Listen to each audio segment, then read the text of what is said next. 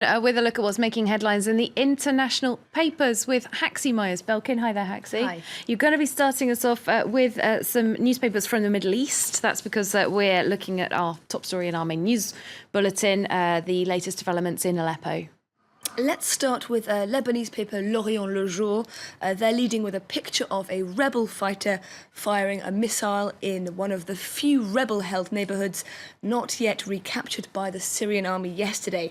The headline reads, "The Syrian army is about to declare its victory." It's its victory in East Aleppo. You can see there that it is in inverted commas. We're reminded that President Bashar al-Assad's victory here has been heavily reliant on military backup from Russia and a number of Iran-backed militias. Now, Saudi paper Ashaq al-Awsat, meanwhile, is leading with this picture of residents of eastern Aleppo fleeing their homes through rubble-lined streets as regime troops advance. This piece quotes a rebel activist who describes what the Syrian army has been doing for months now as an historic genocide.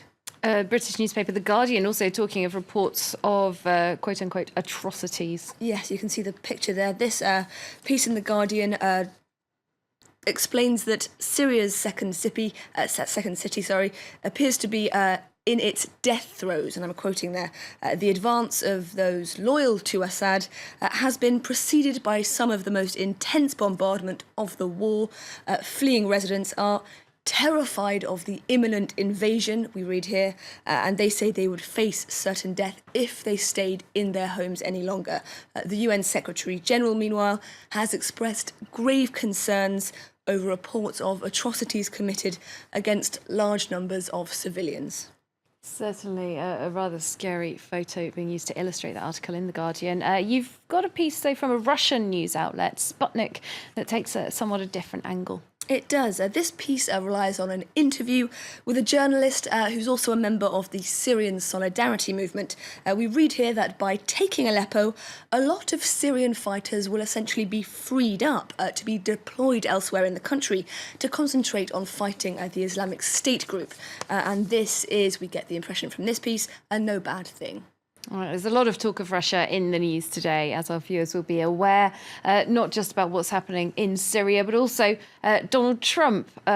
He's getting into a lot of hot water for his refusal to take seriously claims that Russia meddled with the US elections. He is. This piece in the Washington Post reports that growing numbers of Republicans are coming out against the president-elect over the issue after the CIA claimed that Russia had worked to swing the election in Trump's favour.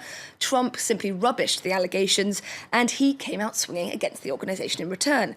But Republican Senators John McCain and Mitch McConnell have both called for an inquiry into possible Russian meddling. McConnell here is quoted as saying that the Russians are not our friends, which is why, we read in this piece in the Daily Beast, the Kremlin is having a field day. President-elect Trump doesn't seem to agree with the likes of McConnell. I'm quoting to Moscow officials, every step Trump takes, including his harsh criticism of the Central Intelligence Agency, sounds like a victory for President Putin. And of course, as we've been reporting this morning, Vladimir Putin has been saying today that he is ready to meet Trump at any moment. That's being reported on the Russian news agencies, at least.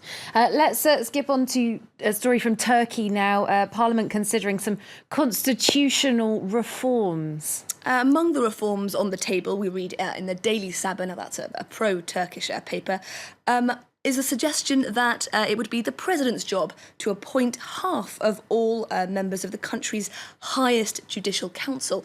The role of PM, Prime Minister, would also be completely scrapped. Now, this paper is calling the proposed reforms vital to the process of democratisation of the country. But the Western press isn't so sure. The Times sees this reform package as President Erdogan's push to become Turkey's unchallenged leader. The paper seizes on the fact that under the reforms, the president would be eligible to serve for 2 5-year terms, and that the 2 years that Erdogan has already served would in fact be discounted. Putting the counter back to zero. All right, let's just end with some big news that's coming out of the United Nations today. Not about the new Secretary General, but about someone who's leaving the United Nations, so and to that speak. person or cartoon character, we should probably say, is Wonder Woman. You can see her there. She's been booted out of her job as honorary US ambassador. The cartoon character had been set to appear in a female empowerment campaign next year, but it's not to be, thanks to a petition arguing that promoting the image of a large-breasted white woman scantily clad in a shimmering, thigh-bearing bodysuit was somewhat at odds with the campaign's feminist intentions. Maybe she just needed a costume change rather than to be put a sacked. coat on. Put a coat on, Wonder Woman. Thanks very much, Haxie Myers at Belkin, rounding up some of the top stories in the international press.